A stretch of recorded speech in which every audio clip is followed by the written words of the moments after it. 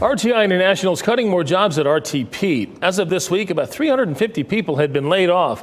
That number is expected to grow to at least 525 by May 1st. The nonprofit organization is slashing jobs after the Trump administration's cuts to federal research grants. WREL's Eric Miller joins us now live with how this isn't the first round of layoffs RTI made this year.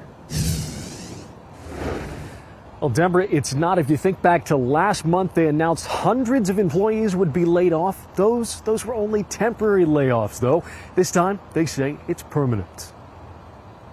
Dramatic, unexpected, and sudden. That's how RTI President Tim Gable described the federal cuts that he says are behind RTI's latest round of layoffs. In a letter to employees yesterday, Gable wrote, "This is an incredibly challenging time for everyone at RTI, and that reducing staff is never a first measure. The cuts come as the Trump administration has targeted funding for what it calls fraud, waste, and abuse of federal tax dollars." According to a letter filed with the State Department of Commerce Tuesday, RTI has had more than 80 projects canceled by the federal government, with numerous others receiving stop work orders, impacting nearly 30% of RTI's revenue.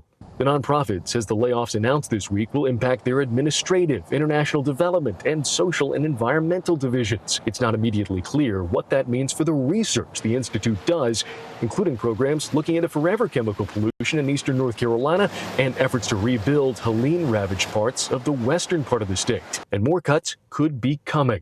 In his letter to employees, Tim Gable warned, "I wish I could tell you these will be the last actions we'll take.